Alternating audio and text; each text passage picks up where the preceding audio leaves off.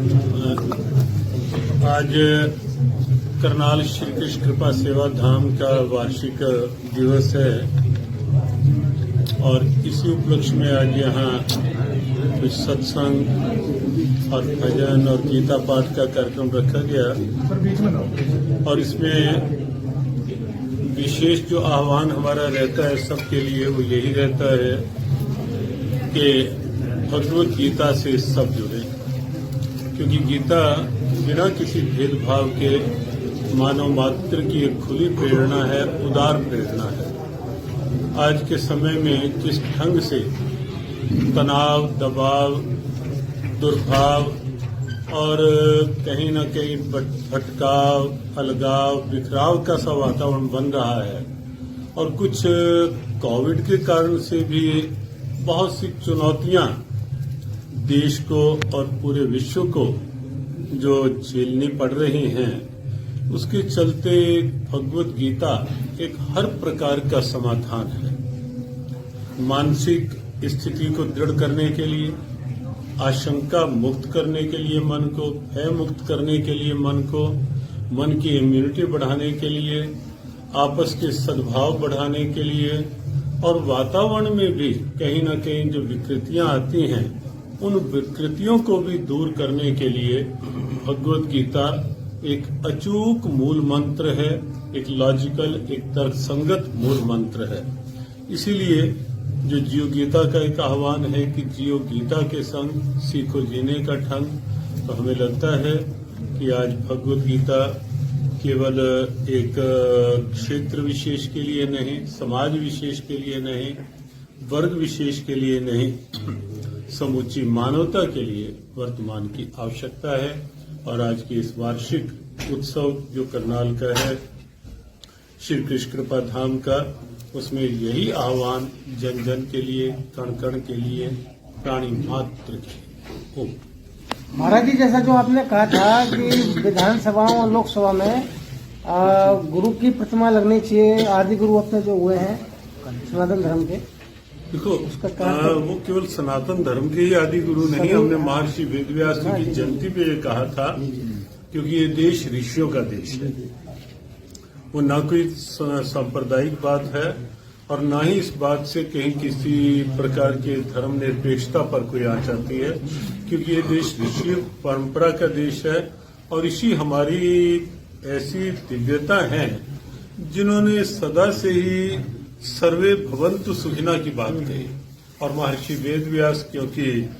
सभी शास्त्रों के मुख्य आधार हैं, वेद हो, गीता हो, पुराण हो, महाभारत हो, सबके मुख्य आधार है। उन्होंने सार में एक ही बात कही कि जो बात सब ग्रंथों में लिखी है उसका सार उन्होंने 2 वाक्यों में बताया, जिससे लगता है कि ऐसे ऋषि जो हैं वो केवल एक हिंदू समाज की नहीं, पूरी मानवता की धरोहर है। उन्होंने कहा कि किसी को पीड़ा से बढ़ करके कोई अधर्म नहीं और किसी को सुख देने से बढ़ करके परोपकार पुण्याय पापाय पर पीड़नम, सबसे बड़ा परोपकार पुण्य है कि पर है दूसरों का भला। तो ऐसे ऋषि के लिए कहा और भगवत गीता के लिए भी हमने यही कहा कि गीता भी केवल भारत ही नहीं, विश्व की सभी पार्लियामेंट्स में हो, कोर्ट्स में हो गीता, विधानसभाओं में गीता हो और इंग्लैंड में और मॉरिशस में 2 वर्ष एक ही वर्ष में जाकर के वहां इंग्लैंड की पार्लियामेंट में भी गीता विराजित हुई, मॉरिशस की पार्लियामेंट में भगवत गीता विराजित हुई। कोविड ना होता तो पिछले वर्ष ऑस्ट्रेलिया में भी पूरी तैयारी हो चुकी थी, वहां की पार्लियामेंट के लिए, कनाडा के लिए भी तैयारी हो चुकी थी। और अब ये कोविड का दौर हटे तो फिर से एक प्रयास रहेगा कि विश्व के सभी देशों तक कुछ ऐसा भी कदम उठना चाहिए कि बच्चों के पाठ्यक्रम में भी सम्मिलित किया जा सके इसे। निश्चित, ये तो बेसिक है। अगर पाठ्यक्रम में गीता नहीं होगी तो आज हम देखते हैं कि बचपन संस्कार विहीन हो रहा है, यौवन कहीं न कहीं उच्च श्रृंखलता की ओर जा रहा है, नशों की ओर बढ़ रहा है। कहीं न कहीं आप देखिए परिवारों में सद्भावनाओं के स्थान पर दुर्भावनाएं बढ़ती जा रही हैं, विश्वास के संबंध कमजोर होते जा रहे हैं, वो भले ही डॉक्टर और पेशेंट के बीच में हो, टीचर और स्टूडेंट के बीच में हो, या माता पिता और जनरेशन के बीच में हो, व्यापारी और ग्राहक के बीच में हो, कहीं ना कहीं विश्वास की डोर कमजोर हो रही है। बनारस और भगवद गीता आधार रूप में होगी, बच्चों को शिक्षा के साथ ही पढ़ाई जाएगी, तो निश्चित है कि उससे बच्चे संस्कारवान बनेंगे, युवान जो है वो अपनी ऊर्जा को राष्ट्र के लिए, मानवता के लिए लगा पाएंगे और एक स्वस्थ सजग वातावरण की ओर हम बढ़ेंगे। काशी और अयोध्या के बाद कृष्ण जन्मभूमि में भी कॉरिडोर बनना चाहिए, जैसे यमुना जी बगल में ये कृष्ण जन्मभूमि के कृष्ण मंदिर के वृंदावन में। निश्चित हम अभिनंदन करेंगे और उस दिन की प्रतीक्षा में भी हैं कि जैसे काशी में कॉरिडोर बना है और गंगा जी को विश्वनाथ जी से जोड़ा गया है, ऐसे ही यमुना जी को भी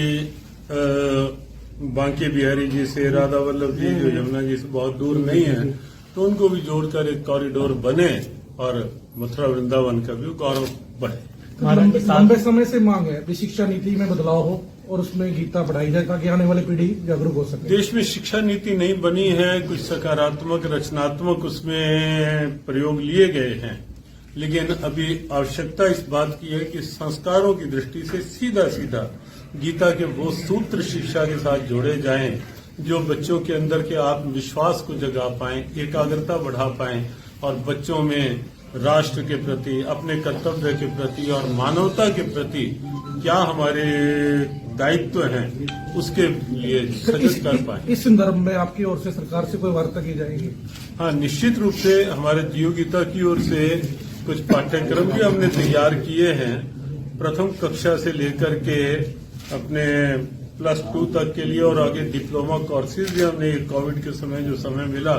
डिप्लोमा कोर्सेज भी तैयार किए हैं गीता को लेकर के, और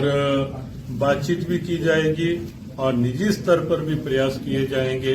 कि गीता पे डिप्लोमा कोर्सेज और जीव गीता का एक प्रयास चलेगा। पत्रकारों को इस अवसर पर क्या संदेश देंगे? पत्रकारों को जो आज पत्रकारिता मतलब प्रभाव से मुक्त नहीं है, जो आधुनिकता के प्रभाव से, तो पत्रकारों को भी आपके उपस्थिति में संदेश मिलना चाहिए। हैं तो पत्रकारों को संदेश तो हमें लगता है कि हमें करनाल के पत्रकारों को देख के तो अच्छा लगता है कि एक रचनात्मक और सकारात्मक सोच के साथ आगे बढ़ते हैं, जब भी हमने देखा है। लेकिन पूरी तरह से पत्रकारिता की एक ही आवश्यकता है कि सोच सकारात्मक हो, सोच रचनात्मक हो, सोच निर्माण की, एक नए निर्माण की सोच हो, राष्ट्र निर्माण, चरित्र निर्माण, मानवीय मूल्यों के निर्माण की एक सोच के साथ जब पत्रकारिता आगे बढ़ेगी तो निश्चित है कि एक बहुत बड़ा संदेश विश्व को जाएगा भारत की। महाराज जी, साधु संत की अगर बात तो वो एक सोच की देखने की दृष्टि होती है। अगर हम वो देखते हैं कि संत कहीं गाड़ी में जा रहे हैं तो वर्तमान की समय की एक आवश्यकता है कि अगर मान लो प्रचार को बढ़ाना है आगे तो गाड़ी में भी जाना पड़ेगा, अगर देश के बाहर कहीं प्रचार को और आगे ले जाना है तो विमान में भी जाना पड़ेगा। तो उसको आप लग्जरी में लें या कोई उसको इस रूप में ले कि वो विस्तार हो रहा है। हाँ, ये निश्चित है कि हम कहेंगे कि अंदर की सोच जो है वो एक संत को भी उसी तरह देखनी है जैसे संत दूसरों को, नागरिकों को कहते हैं कि हमारी भी अंदर की सोच जो है वो सोच केवल लग्जरियस लाइफ की नहीं हो, वो सोच केवल सुविधाओं के उपयोग की हो, लेकिन लक्ष्य हमारा जो हो, लक्ष्य अपनी राष्ट्रीयता का हो, भारतीयता का हो और भारतीय मूल्यों को एक वैश्विक प्रेरणा बनाए।